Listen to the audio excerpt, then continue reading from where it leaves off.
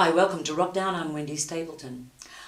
As a young boy from country Victoria, my next guest was lured to the big smoke by the prospect of a career in both AFL and music. He was very good at both, but something had to give, and music won. And boy, are we glad it did. Would you please welcome Mr. Peter Cupples? Thanks, Wen. Nice to be here. Oh, it's great to see I'm you. glad It's it been won a too. while. I've lasted a lot longer in music than I would have in football. Well, that's one thing we could say is probably definitely true, although, you know, you may have been a caller. A commentator. Yes, could have been. But it was, of course, it was VFL back then. It wasn't even AFL.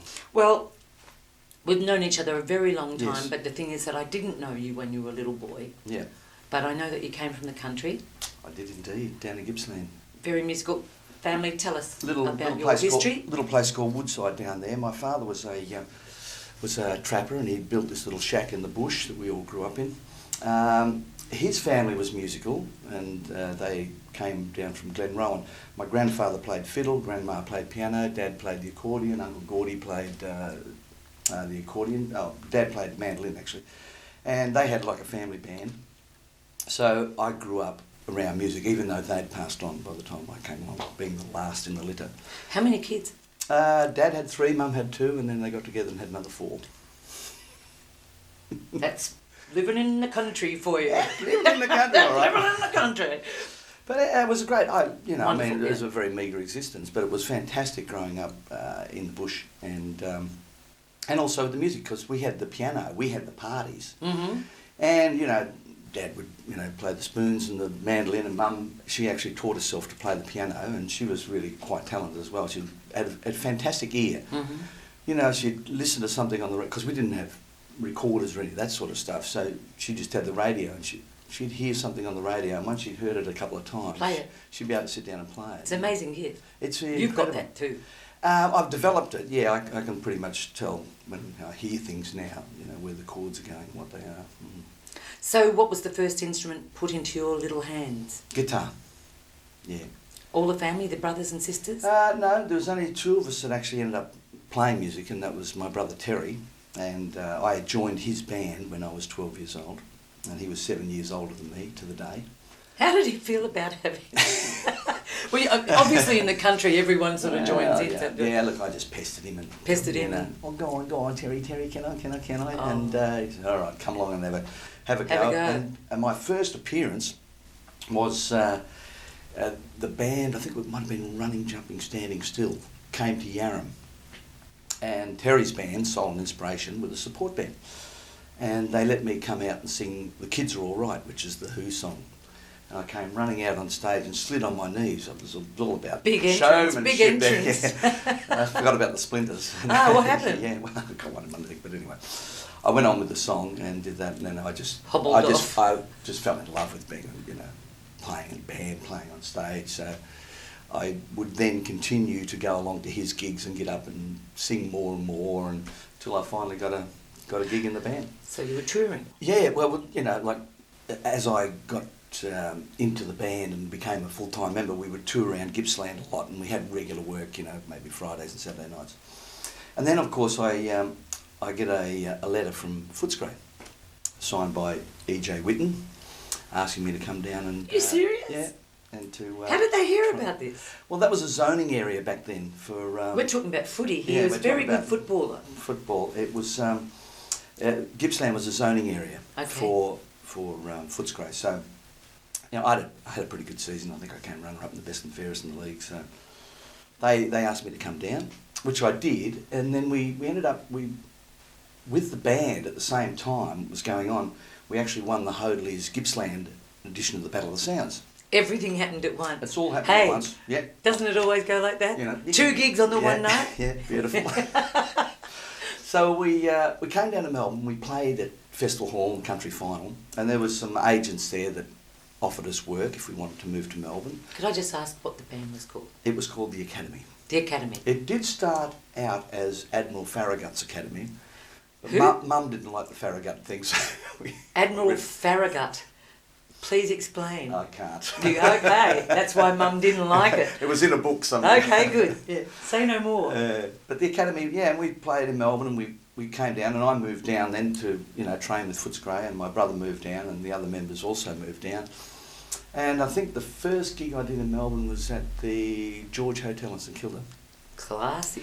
It was kind of like an underbelly hangout. I know, that's why I'm saying it, because I remember. Oh, man, there were some dodgy characters That was there. great. I mean, it was really so dodgy. Yeah. And it just sort of, you know, grew from there. And after my season with Footscray, I decided to give football away and just pursue music, because they just weren't going to marry. Well, they already told me. The first day I went there, they actually cut my hair, which upset me. You can't go out and train with hair like that. Oh my God. So they took me down to the barber and cut my hair. And then they said, well, you know, if you're going to come here full time next year, you know, you won't be able to play music on a Friday night and Saturday night, and recovery sessions on Sunday, so you won't be able, you know.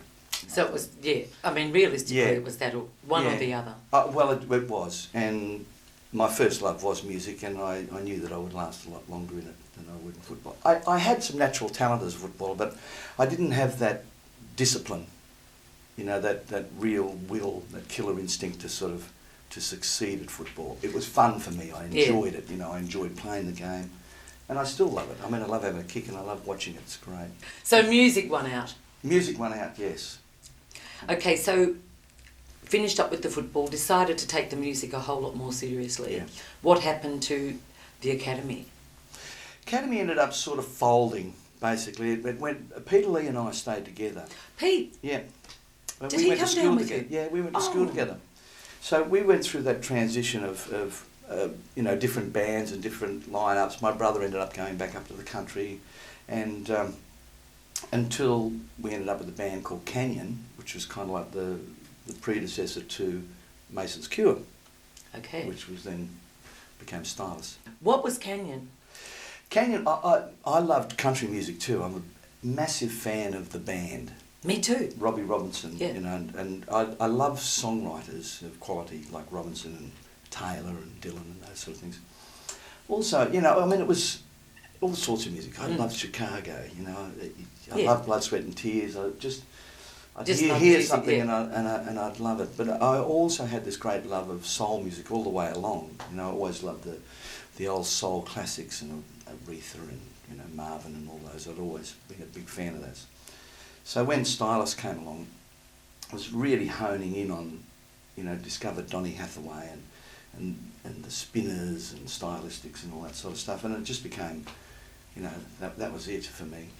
Well, Stylus was probably, I'm guessing, the band that really sort of launched Peter Cupples. Oh, absolutely, yeah. So we'll take a short break and be back very shortly with my special guest, Mr. Pete Cupples. Thank you. Wrokdown. Welcome back to Wrokdown. My special guest this evening is the gorgeous... Please. Please. Peter Cupples. Pete, we've talked about Canyon, Mason's Cure, and then please tell us how Stylus sort of formed, how it started up. Well, Stylus was basically when Ian, he decided he could make a lot more money writing jingles than touring on the road and all that sort of stuff. So he basically left the band, and that was Stylus. We just got Sam McNally in to replace Ian. Because Ronnie was there, Ash was there. Ashley Henderson. Yeah, Ronnie Pierce and Peter Lee. Peter Lee. Yeah. And yourself. So we got Sam in, and then we started doing the songs that I'd written, not, you know, because with Mason's Cure, of course, we're doing Ian's material. And I was writing sort of more soul type stuff, and even the songs that we learnt, we started doing. I think the first song that we ever learnt as a band was "What's Going On," Marvin Gaye. I played that in my lounge room. Yeah. Everyone, the minute you mentioned Stylus, everyone knew exactly what they were doing. Yeah, it was Motown, and it was relatively. Correct me if I'm wrong. People were listening to it in Melbourne, but Melbourne was such a rock town that not a lot of bands were doing that sort of stuff. So obviously, you playing that, you sort of stood out from. Yeah, and look, it was the same all around the country, really. I mean, you know, we had some success early with you know, Summer Breeze and Living in the World of Make Believe, and of course Countdown was fabulous. And Summer Breeze was huge. Yeah, it was. It was huge, wasn't it? Yeah, and it got us out to, you know, Australia wide, and we toured it quite a lot. We well, we basically toured non-stop for about 5 years. And who was managing you then? Was it Jeff Joseph, yeah. And we had a very loyal following, but we didn't have a massive following. So each album sort of sold about the same amount as the previous one. Once you're a Stylus fan, and most people wouldn't buy one Stylus album. You find that they've got 2 or 3 or 4 maybe even. You know. And so we couldn't quite build into that or break into that real pop market where, you know, like Sherbet had done and but that was Australia pop. Call. That was pop, wasn't it? Yeah. Aussie rock. Aussie rock, yeah. It was too different. It was more, well, yeah, it was soul music, and nobody had sort of done it before. But it was great. I mean, and of course, you know, we ended up, Glenn Wheatley took over managing us, and he got us a deal with Motown. We ended up recording our last 2 albums were released internationally through Motown. Where did you record them? Did you go out? No, we recorded them here. Yep. Melbourne? Yep, we did them with John French at TCS. No one here would have been signed to Motown except you guys. So we were the first white band, I think, ever to be signed to Motown. That's what I wanted to ask you about. Was it? You were the first white band. Yeah. Barney Alis was the A&R of Motown at that particular stage, and it was his baby, and he loved the concept. And what they did was, the first album, they didn't want anybody in America to know that we were white. Right. So what they did was they released the album with a mask on the front, and no photos of the band. So, you know, it was going to be the big, they were going to unveil us when we finally got to go over and tour. Were you nervous? Sitting up there, I'd be really nervous. Take your mask off now. Playing in the Bronx, you know. That's what I meant. But it was, it would have been scary, but we never got there because Barney actually ended up leaving Motown and to set up Rocket Records for Elton John in the States. So basically when he left, the enthusiasm for the Stylus project left with him. Yes, which happens. Yeah. Which happens to nearly everyone when your A&R guy goes. Yeah, and it was like, you know, there were a lot of people in Motown that didn't want to have, you know, a white band on the label. And so he was young. Particularly one for coming He was from, on your side, and from Australia. Yeah, that's right. You know. Yeah. So it wasn't the greatest marriage. It was a great honour, but it wasn't a great marriage. So, and that was sort of like the end of the road for us because we'd had that crack at it, and we were running out of steam, and energy. We'd been constantly touring for about 5 years, and we thought, no, it's just hard. You know, got to stay home with the family, you know, and the disappointment. So we ended up splitting up into 2 groups, and Sam McNally and Mark Meyer and myself got with Joe Creighton, and we performed at Hatters Castle 3 nights a week. And still there, Ronnie Ash and Peter Roberts formed another little group, and were working at what we used to call the Case of Bananas, Casa Manana. Yes. Well, the Hatters are still there. The Case of Bananas is not. It's a big office now. But what was the name of that band? Ash and Street Life. I think they ended up becoming Street Life. Yeah. Because just after that, I remember the grain store. Yes. In King Street. In King Street, in the city. That sort of became the real haven for soul music, didn't it? It was fantastic live venue. Yeah. I mean, just the atmosphere there was great. And that's after about a year, I started to put together the Peter Cupples band, and that's when I met David Hirschfelder. And I initially had David Jones on drums and Mike Clark on bass, Bobby Vinier and Bill Harrower, and Linda. Linda Cable. Yeah. Billy's wife. Yeah, and we would work downstairs at the grain store, and Street Life were working upstairs. Yeah, and the band went through a bit of a developing period, you know, and it ended up with David and Virgil on drums. So we've got Virgil Donati, yes. David Hirschfelder. Yep. Just repeating this for the audience, of course, because they're Ross Ingalls, unbelievable musos. Ross Ingalls and Robbie Little. And Robbie Little Robbie. Yep, that was the original Peter Cupples band, PCB. Fantastic. And I don't know how many albums you did, but I definitely know that we all had a bit of fun on. 2 we did. Fear of Thunder. Fear of Thunder album was the first one, and the second one was Half the Effort, Twice the Effect. which we got the great Louis Shelton out to Can produce. you tell us about that? Tell us Well, about actually, Louis. I work with Louis now. He lives down the Gold Coast, and of course, as you know, I'm living in Brisbane. Does he? And He's American. we Is get he together. American or English? Yeah, he's American. American guy. He was the #1 session guitar player in LA for years. He played on all the Monkees and Jackson 5 and played on Silk Degrees for Boz Scaggs. Did that beautiful guitar solo on Hello for Lionel Richie. He's played with Streisand, John Lennon, you name it. It's just... Oh, that now, if you're doing anything in the next 12 months down there with Louis, you must put it on Facebook so that we can all come. Oh, it will. That would be wonderful. Definitely will be. Yeah. We're going to take a very short break, but we'll be back soon and hearing about Pete's latest projects, what you're up to. See you soon. Wrokdown.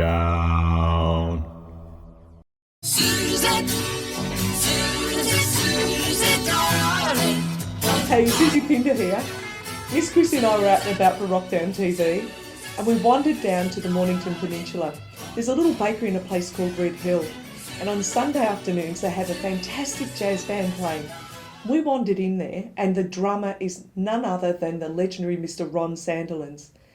He was the musical director for Hair. I asked him about people wandering around in the nudie Rudy for Hair, and he gave me the lowdown on what happened there.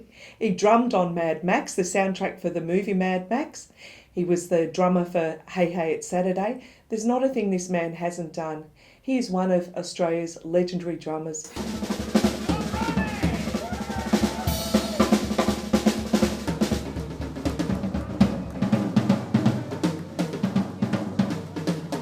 Hey, it's Soozie here, out and about with Miss Chrissy for Wrokdown TV, and we have one of Aussie's legends, Mr. Ron Sandilands, with us. A fabulous drummer at that. Hello, Ron. Hello, love. How are you? Real good. Oh, that's good. So we're down here at the Red Hill The Cafe. Red Hill Bakery at Balnarring. Balnarring, beautiful Yes, part of it's- Melbourne. It's a lovely part of Melbourne, and we play here every Sunday.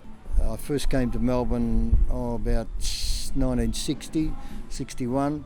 And, From where? From Warrnambool. Warrnambool. Warrnambool, Okay, yeah. Warrnambool. And I was in the Powerhouse big band, Alan Eaton's big Yep. band at Powerhouse, and I did 8 years there. And from that sort of led to everything else, because that band was full of the older players in the television orchestras at the time. And then I joined the Hair musical, and I did Hair, the original Hair musical. I love hair. Yeah. Give me a head with hair. That's right. Long, beautiful Long hair. hair. Shining. Oh. Yeah. So that was it. Yeah. So I did 2.5 years with Hair. I ended up as musical director. Then when that finished, I came back to Melbourne and joined the ABC Melbourne Show Band for 8 years. And then by being in that, I was like doing Channel 9, the Don Lane show, and then eventually Hey Hey, and Mad Max was Brian May, and I was in the ABC Melbourne Show Band for about 8 years. Did you have to dress up in some funky gear like Mad Max? No, You wish didn't? It would have been nice Didn't to put do. a bit of leather I on and like go to- wild? I like to do all that stuff, but I didn't do that. But they were great. They were great days. You must be a mighty fine drummer to be And, playing with all these. Well, it was. They were good. I was lucky in a way, lucky to be in the right spot at the right time. And I don't know about luck when you're damn fine at what you do. Yeah, it's been a good career for me. At the moment, I'm in the Australian Pops Orchestra as well, Beautiful. or sometimes called the Australian Philharmonic. We do the odd show with them. Well, I am so honoured that you gave us your time today, and Oh, we're thanks so for grateful, Ron. Yeah, I'm One of glad. the greatest Aussie legends, Ron Sandilands, one of the coolest drummers you'll ever legends. meet. Thank you. And we'll be back. We'll see you on Wrokdown Okay. TV. Welcome back to Wrokdown. I'm with Peter Cupples. Pete, When? you are releasing a A double best-of album. double best-of album. Because I'm too lazy to record something new. Not really. You're not. So, can you give us a little idea of what's on the double best-of? We've got some Stylus stuff there. Yes. There are the obvious things like Summer Breeze and World of Make Believe and a few others. Also, I should point out that we actually recorded a new Stylus album about 2 years ago. In It's released in Japan only. It hasn't been released here. And Ash was telling me about it. Yeah, Louis was a co-producer with me on it. Now, how did that happen? Well, I'd been going to Japan for the last sort of 5 years doing a particular jazz festival in a place called Okazaki. I know Okazaki. Okazaki. Not easy to say, with it in my mouth. Anyway.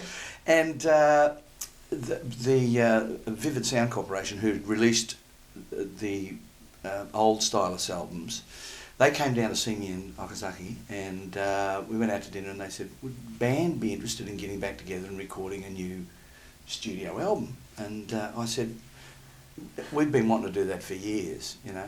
Yeah, so we did the album. It's been released in Japan, but it hasn't been released here. But I've actually taken a couple of songs off it to put on the best of. I guess dates again aren't much help to us here, but it will be out 2012 or 2013. Yeah, it'll be out as we speak. As we speak. Mm-hmm. So and it's called? It's called So Far So Good. Very good.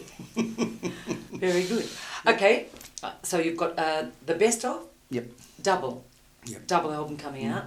I know that you're also working on a very exciting personal project that looks like it's about to come to fruition, hopefully, very soon. So tell us a little bit about your musical. Yeah, I've been writing a musical sort of off and on for a few years now, and I sort of got it finished to a point last year, and I'd showed it to a couple of producers and a few people, and been received extremely well. It still needs a bit of work on it, but everybody's pretty excited about it. So I'm really hoping to, get that finished by the end of this year, maybe workshopped even, and hopefully we'll see it in 2013 on stage. But it's very exciting, and as I said, it's been received really, really positively. So if I can get that finished and out, it'll be a great achievement for me, because it's a massive project, and it's a long thing, it's been... Years and years.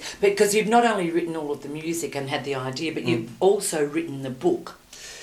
Yes, but I will be getting somebody else to rewrite the book. Yeah. Or, take what I've got and extend on that. Yes, yeah. But that's a massive job in itself as well. Yeah, it is. It's challenging, but fantastic. I've really enjoyed the process. And it wasn't until I actually, because I'd never done musicals. People had asked me, why have you been in musicals and all that sort of stuff. And apart from dancing around with Humphrey Bear on Carols by Candlelight, that was about as close as I ever got to a musical. You did too. Actually, you did that a lot. I took over after Ricky May passed. What was it with you and Humphrey? Up until High Five came along. What was it with you and Humphrey? Hey? Well, I like the bear, because you can put words in his mouth.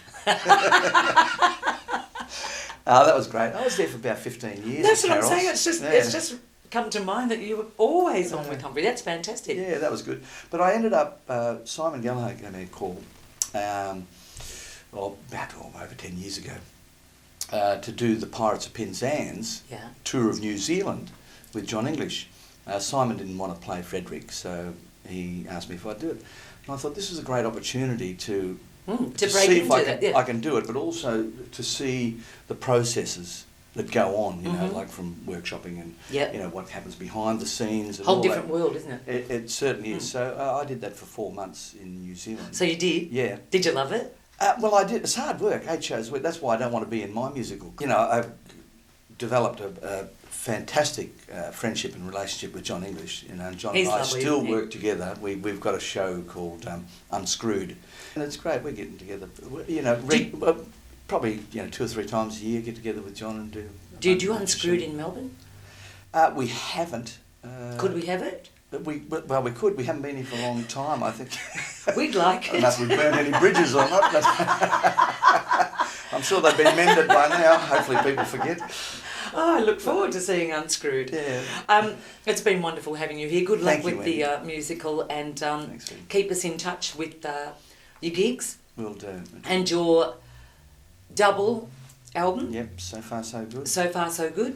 And congratulations on your show. It's great. Thanks, I'd heard about it.